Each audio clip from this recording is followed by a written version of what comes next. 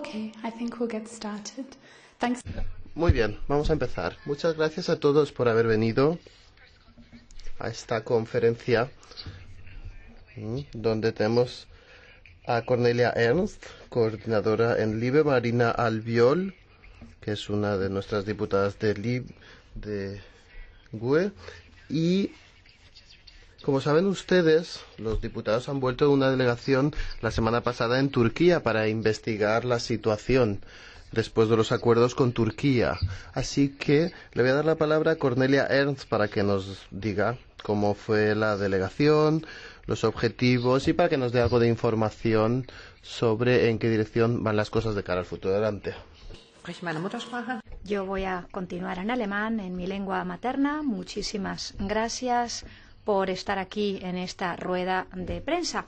La delegación que preparamos a muy corto plazo a Turquía no nos llevó a los grandes campamentos de refugiados en los que estuvieron los jefes de Estado y de Gobierno, sino que en particular estudiamos la situación de los campamentos de devolución, de aquellos que se devuelven y donde no están sirios y son realmente cárceles, las cosas como son, que fueron devueltos de Grecia. Sobre todo hay afganos, iraquíes, iraníes, pakistaníes y también gente de Cisjordania y de muchos otros países, también de Bangladesh y de otros países. O sea que un gran espectro de países, por así decirlo. Y esos campamentos están en la frontera con Bulgaria y Grecia. Nosotros estuvimos en la frontera turco-siria, en concreto en Kilis. Sobre esto hablará Yursu. Directamente decía con la frontera con Siria, y allí también estuvimos en Gaziantep, una gran ciudad que está en las proximidades. Esto respecto a las localidades que visitamos. Un 90% de los refugiados, como sabrán ustedes, no viven en campamentos, sino fuera de los campamentos. Sin embargo, es sumamente difícil en esas cárceles donde se les devuelve el establecer contacto. Y también para los refugiados es una situación muy complicada porque, por ejemplo, las ONGs casi no tienen acceso, los abogados solo gracias a la ayuda de las ONGs tienen siquiera la posibilidad de entrar allí. En su caso, y casi es imposible realmente establecer un contacto con el mundo exterior. Sabemos que un 95% de las ONGs son controladas y colaboran además con el gobierno. Los refugiados, decía, voy a hablar sobre los problemas principales antes de entrar en los detalles respecto a los diferentes campamentos. Hay que decir a las claras que los problemas ya empiezan en Grecia. Los que no son sirios no tienen ningún tipo de posibilidad de presentar una solicitud de asilo. Se les es denegado, les convencen de no hacer esa solicitud, obtienen diferentes informaciones y así llegan a Turquía. Y en Turquía se dice, bueno, nosotros vamos a basarnos en la decisión de las autoridades griegas y por eso, dicen, no vemos gran margen de maniobra. Por tanto, básicamente se aplica el principio, ese derecho de asilo, de presentar una solicitud de asilo, es violado tanto por parte de Grecia como en Turquía.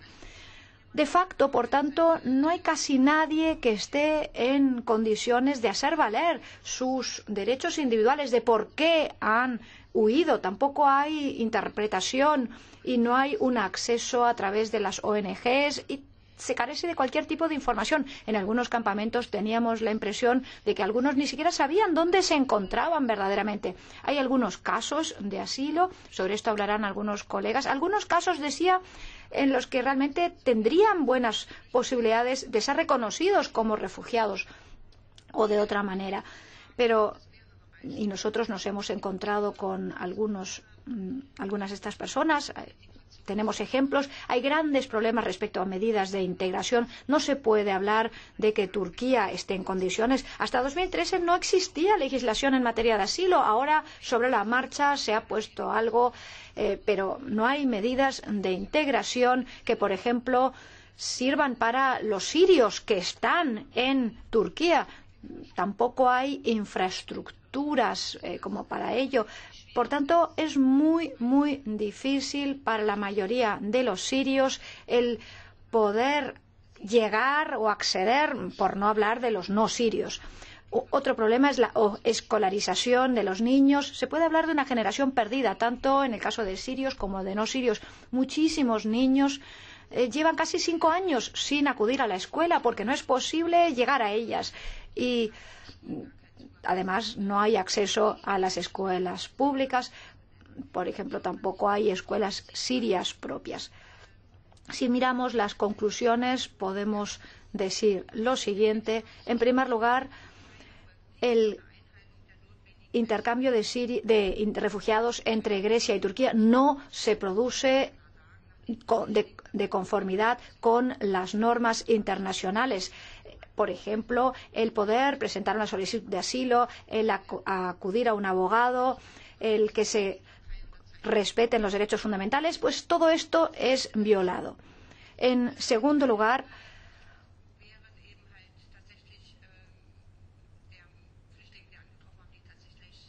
algunos refugiados con los que nos hemos entrevistado y que tendrían verdaderamente posibilidades de ser reconocidos, esto no se produce, por tanto, se les priva de un derecho fundamental individual, esto hay que decirlo así, a las claras. En tercer lugar, los no sirios están fuera de cualquier tipo de espacio jurídico, carecen de cualquier tipo de derechos. Esto va en contra del Convenio de los Refugiados de Ginebra y también va en contra de los derechos fundamentales europeos, de la Carta Europea de Derechos Fundamentales.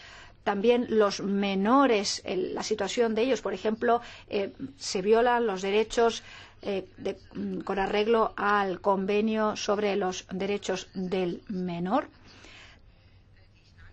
Decía que se están violando los convenios que he mencionado. Tampoco hay un control verdadero de los recursos financieros que envía la Unión Europea a Turquía. También el tema del reasentamiento es muy opaco, no hay transparencia, con lo cual es necesario seguir esto de cerca. Lo vamos a hacer desde la Comisión de Libertades. También vamos a examinar la propuesta de la Comisión respecto a que Turquía se considera un país seguro. Lo vamos a rechazar esa propuesta y, por lo demás, tendremos que seguir muy de cerca la situación de los refugiados en los campamentos de Turquía. Y vamos a reunirnos con activistas europeos, por ejemplo, el 1 de junio en Bruselas. Gracias. Thanks, Cornelia. Muchas gracias, Cornelia. Y ahora me gustaría presentar a Marina Albiol, que va a entrar más en detalle sobre la situación en los centros de detención que visitaron en la frontera con Grecia. Adelante. Sí, buenos días a todos y a todas por estar aquí.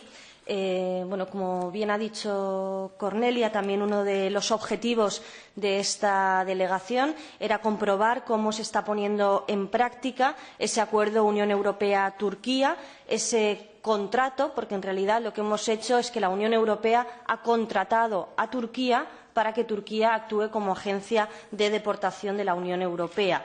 Es decir, por 6.000 millones de euros nos van a prestar un servicio, el servicio de deportar a los refugiados y a las refugiadas. Les hemos puesto precio a la vida de estas personas y a los derechos humanos, porque parece ser que si tenemos dinero y pagamos a Turquía, pues ya no hace falta que cumplamos la legislación internacional y nuestras obligaciones.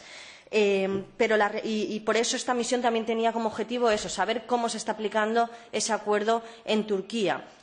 Hay una realidad en Turquía y es que es muy diferente la situación de las personas sirias de las personas no sirias. Solo las personas sirias tienen acceso a lo que se llama la protección temporal, pero todos aquellos que no sean de Siria sí que el objetivo es que sean deportados. En estos momentos hay 2,7 millones de sirios y sirias con esa figura de protección temporal.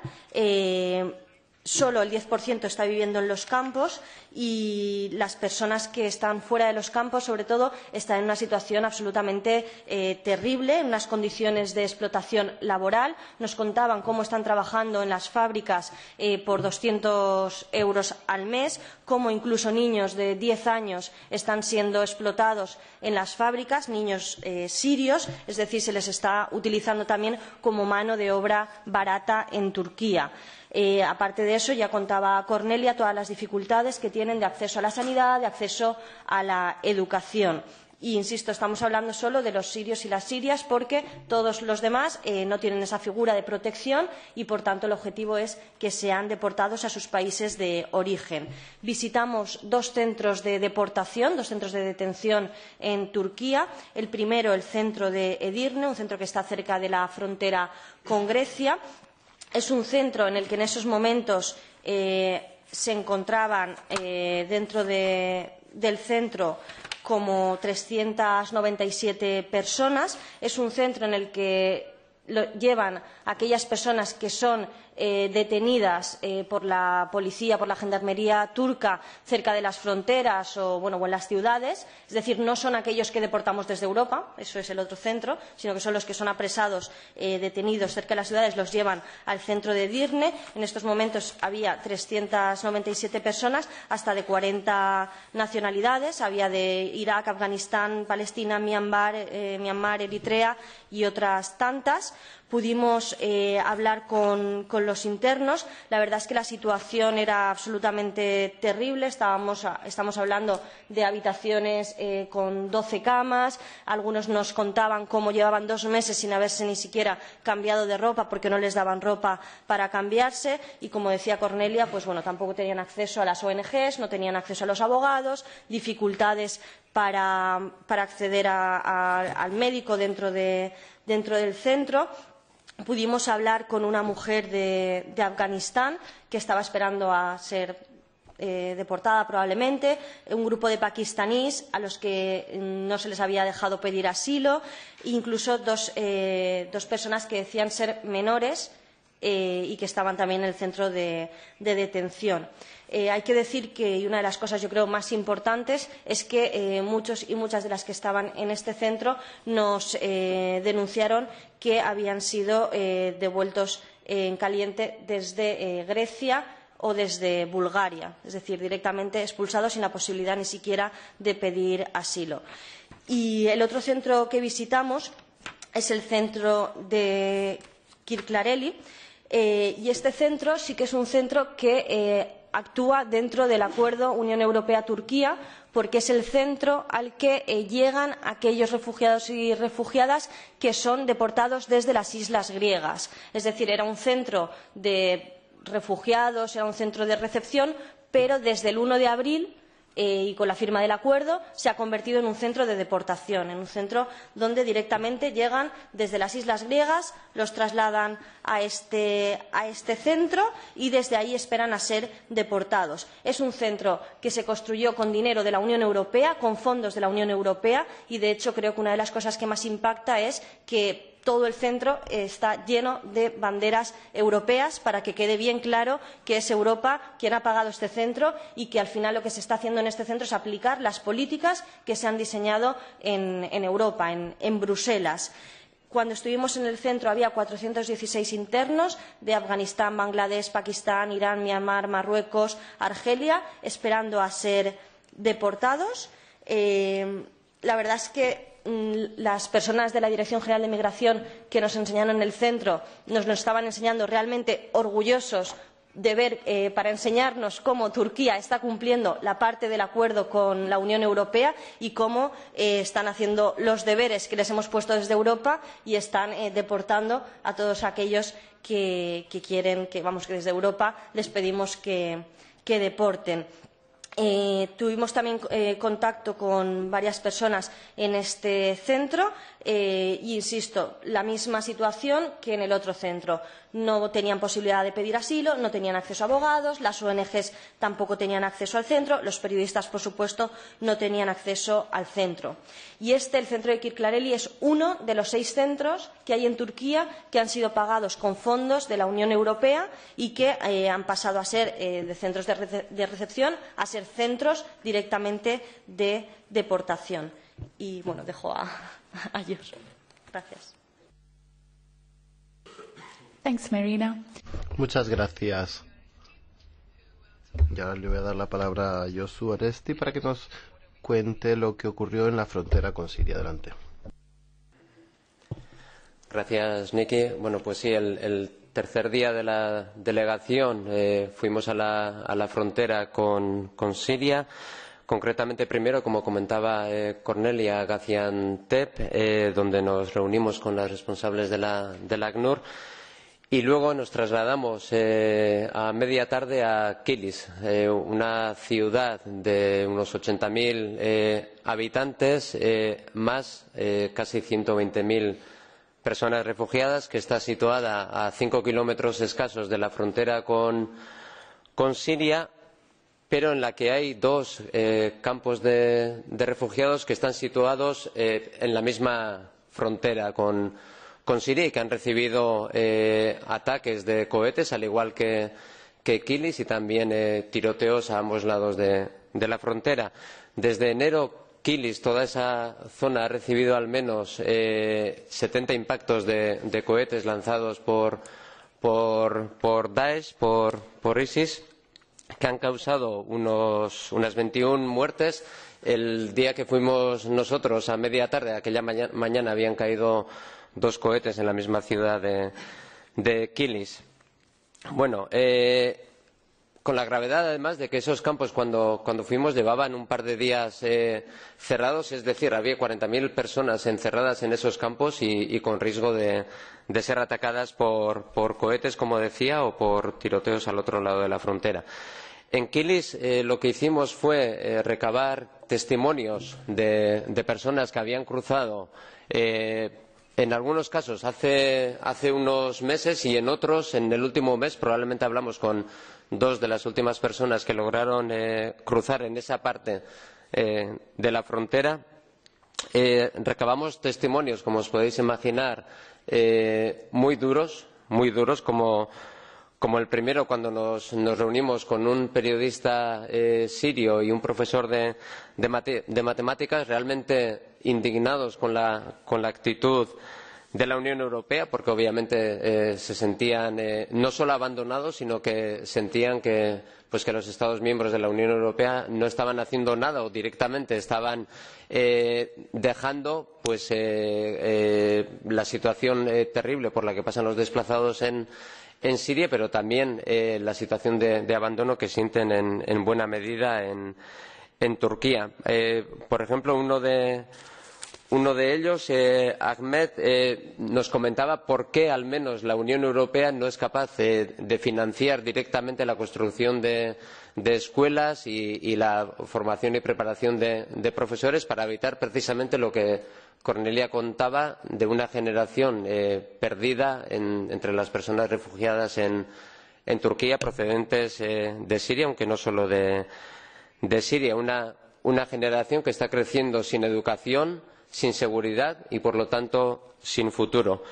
Hablamos también con Hussein, un joven de 15 años que había cruzado la frontera un mes antes y que fue disparado por los guardas de frontera turcos cuando observaron que Hussein estaba mirando hacia la frontera, acompañado de un primo de 11 años. Le dispararon, una bala le atravesó los 2 muslos, afortunadamente solo tocó músculo.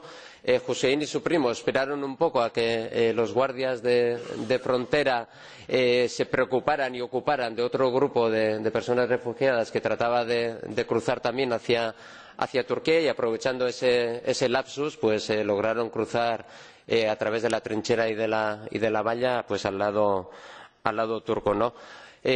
Otro caso es el de Mustafa, que cruzó exactamente 4 días antes de que habláramos con él, porque su mujer había dado a luz a su 6º hijo en uno de los campos al otro lado de la frontera con Turquía, pero ya en el lado sirio. Las autoridades turcas, en un caso así, porque el niño nació con muchos problemas, permitía que pudiera cruzar acompañado de una persona, su madre obviamente, que sería la más necesitada porque también después del parto presentaba problemas, no pudo acompañar a su hijo recién nacido. Fue su padre el que le pudo acompañar. El bebé, cuando hablamos con Mustafa, estaba en un hospital de Gaziantep, donde iba a permanecer hasta que al menos alcanzara 5 kilos de peso. Su padre estaba en Kilis y la madre, con el resto de la familia, 5 hijos e hijas, estaba en uno de los campos al otro lado de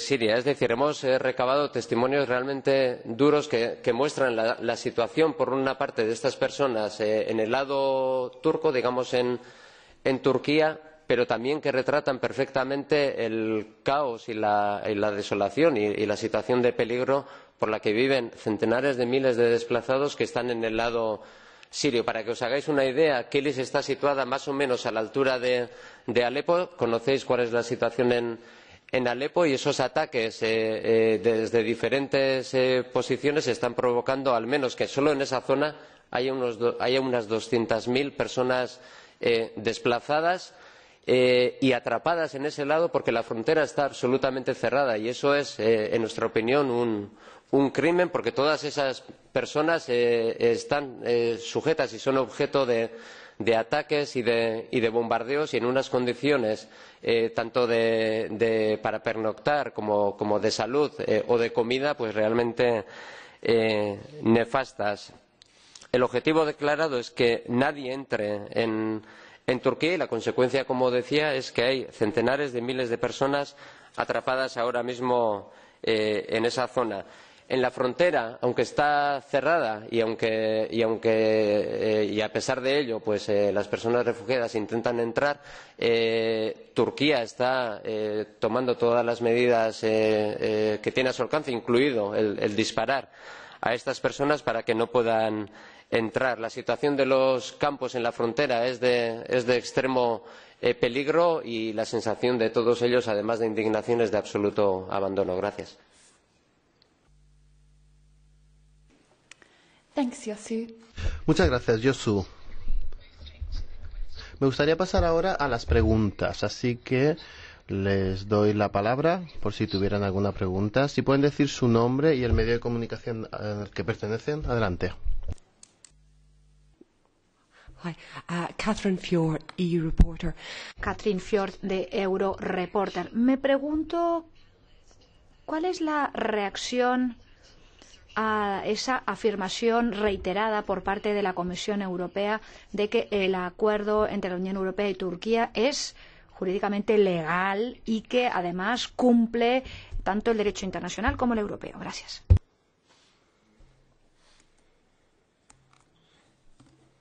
En la comisión fue ayer precisamente un debate que celebramos. Tuvimos una opinión de los servicios jurídicos, qué tipo de acuerdo es este y cómo hay que considerarlo. Y se nos dijo que se trata de se ha primero calificado de acuerdo internacional, ahora se dice que es simplemente una declaración. Todo esto un poco con la intención de dejar al Parlamento al margen, de excluirnos. Nosotros ponemos en duda, y esto quizás lo mencione Marina, hay un dictamen en España en el sentido de que es un acuerdo que contraviene el derecho comunitario de la Unión Europea y también viola otros convenios. Nosotros pensamos que este acuerdo es un acuerdo sucio. Reivindicamos que se ponga fin a este acuerdo y que dentro de la Unión Europea se estudie seriamente cómo ofrecer una ayuda a las personas que realmente necesitan nuestra ayuda, y esto pasa por canales de entrada legal a la Unión Europea. No nos olvidemos de los trenes especiales que llegaban a Alemania, pero hay diferentes alternativas para prestar ayuda y tenemos que hablar sobre esas cuestiones.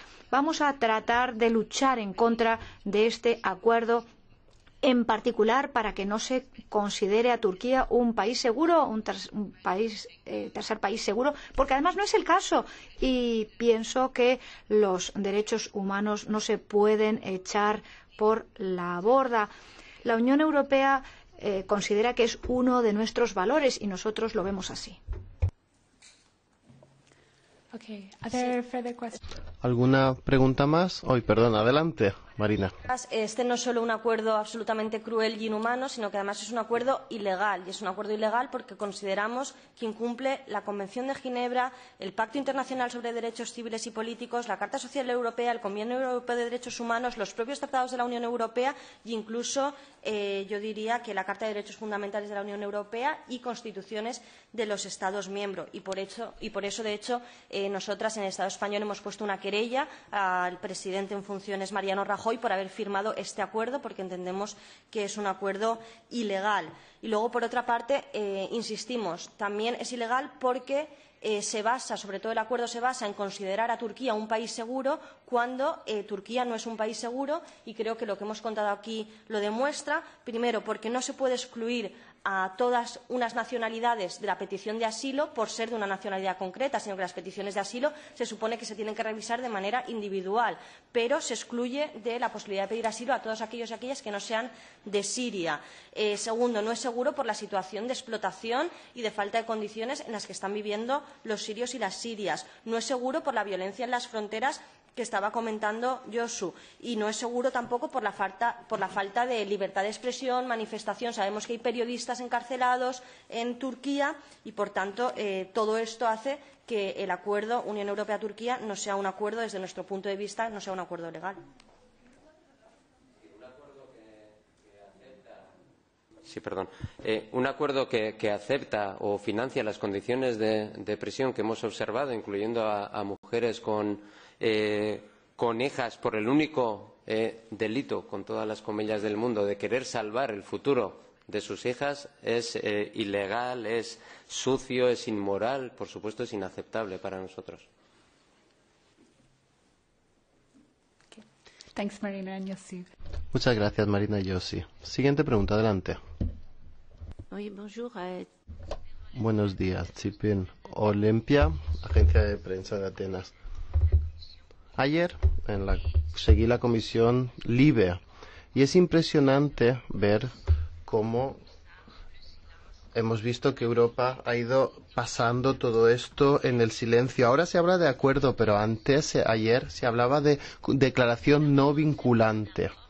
Empezamos con un acuerdo y hemos llegado a una declaración no vinculante, para que el Parlamento no pueda decir nada. Y ahora ustedes dicen que trabajan para buscar soluciones. A mí lo que me impresiona es todo esto. Cómo Europa ha hecho esto, cómo se ha podido encontrar estratagemas para llegar a decisiones que al final de cuentas no son democráticas. Así que mi pregunta es, ¿ustedes creen que el Parlamento tiene margen para hacer también su estratagema, su combinación para poder intervenir? Gracias.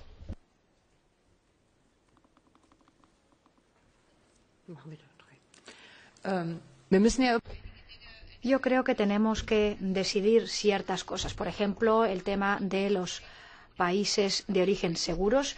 Este es un tema en el que hay que clasificar a Turquía como país no seguro. Hay grandes resistencias. Por ejemplo, en el PPE y en el SR están en contra, y tampoco hay mucho entusiasmo en los demás grupos políticos. También se trata de la facilitación de visados para Turquía, la liberalización de visados. Esto también lo vemos con ojos críticos. Ayer se habló. Hay ciertos temas que deben decidirse y resolverse, pero ese acuerdo que ahora se denomina declaración, pues esto nunca se ha sometido a votación alguna. Esto naturalmente carece de cualquier tipo de carácter democrático. Esto no lo ha decidido nadie más que un puñado de jefes de Estado y de gobierno. A la cabeza de ellos la canciller alemana y el primer ministro turco. Por tanto, si lo vemos en estos términos, es un procedimiento antidemocrático y tendremos, bueno, es que justamente es un escándalo el que no se permita la codecisión del Parlamento Europeo. Sí, realmente lo que han hecho es una artimaña, una estratagema, ¿no? El hecho de cambiarle el nombre, de llamarlo acuerdo a llamarlo declaración, pero aún así nosotras hemos estado consultando con gabinetes jurídicos y lo que está claro es que da igual el nombre, lo que cuenta es las consecuencias prácticas que está teniendo este acuerdo, esta declaración o como lo quieran llamar. Al final lo que se tiene que juzgar, lo que se tiene que denunciar son las consecuencias y da igual el cómo se llame, ¿no? Aunque es cierto que ellos lo están intentando utilizar como estratagema. Desde el Parlamento sí podemos hacer. Hay un artículo en el Tratado de Funcionamiento de la Unión Europea, que es el 263, que dice que el Parlamento Europeo puede llevar al Tribunal de Justicia de la Unión Europea cualquier acto del Consejo de la Unión Europea. Entendemos que el Parlamento Europeo debería denunciar este acuerdo, esta declaración del Consejo, que tenemos capacidad para hacerlo y entonces estamos instando a que haya una mayoría en el Parlamento para que podamos denunciar este acuerdo. El problema es que en esta cuestión, como habitualmente, pues conservadores, liberales, socialdemócratas, pues parece que vuelven a estar bastante de acuerdo en que la Unión Europea pueda externalizar las fronteras y pueda vender o comprar las obligaciones internacionales y los derechos humanos.